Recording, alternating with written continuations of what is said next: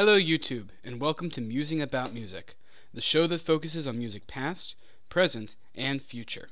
I'm Musikev. I'm Musikev, and today I'm going to talk about the Oscars. If you watched the Oscars last Sunday, you'll know who the winners were, but I'm writing the first part of this before I know the results. Before we begin, it's time for Lonely Fact, the part of the show where I take a fact from my research that I couldn't fit anywhere else in my script, and I ask you, the viewer, a trivia question.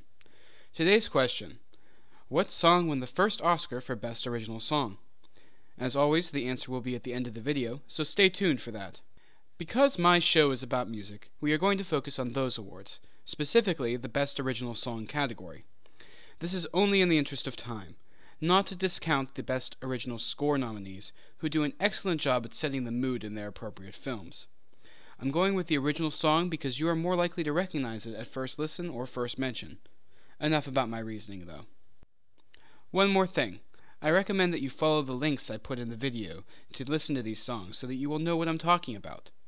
I won't spoil any of the movies beyond what the trailers show, nor do the links. I'll talk about each nominee as I bring them up, and at the end, I'll talk about who I thought should have won and who actually won. Without further ado, the nominees are Everything is Awesome from the Lego Movie by Sean Patterson. This song is catchy. I mean, that was its main purpose in the movie, to be a catchy tune. Without spoiling the movie, this song is the anthem of a society where everyone follows directions from a dictator without question. Its purpose is to appease the masses in a sense. To this end, Patterson performed his task admirably. I may be reading a bit too deeply into this song, but I think it was intentionally tongue-in-cheek, or parodying the popular music of today. Glory, from Selma by John Stevens and Lonnie Lynn. Let me apply some context here. The movie Selma is a historical drama about the marches for voting rights for African Americans that took place in Selma around 1965. The song itself, Glory, is a combination of different musical styles.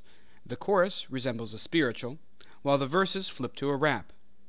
In order to really understand the lyrics, you have to be empathetic to the plight of those affected by inequality, not just in 1965, but also in 2015. This is a bit of a touchy subject, but the song makes it accessible for any listener willing to turn their ear. Grateful, from Beyond the Lights by Diane Warren. This song is the theme song of the main character who, after being successful and making a top Billboard hit, became heavily pressured to perform and attempt suicide. The movie is a romance story, so of course she turns her life around with the help of a man who stops her. Not a trope I'm particularly fond of. But I'm not talking about the movie, I'm talking about the song. Its message is a good one. Don't look badly on your past mistakes and failings. They lead to today's successes. It has an R&B style to it, in the same style as many recent popular hits. I'm Not Gonna Miss You, from Glen Campbell, I'll Be Me, by Glen Campbell and Julian Raymond. This one is kind of cheating, because it is in a documentary about a musician, but let's not hold that against it for 1 second. Glen Campbell is a country singer, and this song was performed with his Wrecking Crew, one of his favorite groups to play with.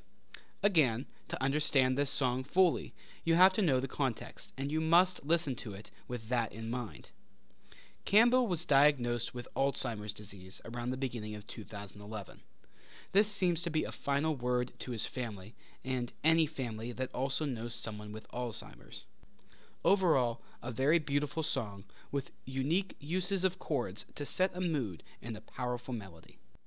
Lost Stars from Begin Again by Greg Alexander and Danielle Brisebois. Begin Again is a musical comedy drama about a musician who fails to sign a recording deal, tours to different locations, and records a CD for individual distribution. Lost Stars is a very pretty song. Sounds like it could be classified as an indie rock ballad. I like the lyrics at the start, but I'm not a huge fan of the chorus. Some of the latter lyrics make it seem a bit cliché. On the other hand, some of the lyrics in the bridge and the other verses make up for it. So, my prediction of the song that is going to win was Glory, for its style and message. But my personal pick is I'm Not Going to Miss You. To me, Campbell's song does everything the music is meant to do. It entertains, It communicates a message not able to be spoken through words, and it helps listeners and the performer deal with things bigger than themselves and out of their control. The winner, according to the Academy, was Glory. Totally called it. Whether you believe me or not, you don't have to believe me, but I'm glad that my second favorite of the nominees won it. Before signing off, it's time to answer our lonely fact. The song that won the first Oscar for the Best Original Song was Over the Rainbow from The Wizard of Oz by Harold Arlen and Yip Harburg. This was after the award was officially dubbed as an Oscar. There were prior winners in this category, the first of which, in 1934, at the 7th Academy Awards, went to The Continental from The Gay Divorcee by Con Conrad and Herb Magnuson. And with that, our lonely fact has been answered. Thank you again for watching this episode of Musing About Music. Who do you think should have won at the Oscars? Feel free to discuss all of the categories in the comments. More importantly, if you like this video and want to see more like it, click that subscribe button.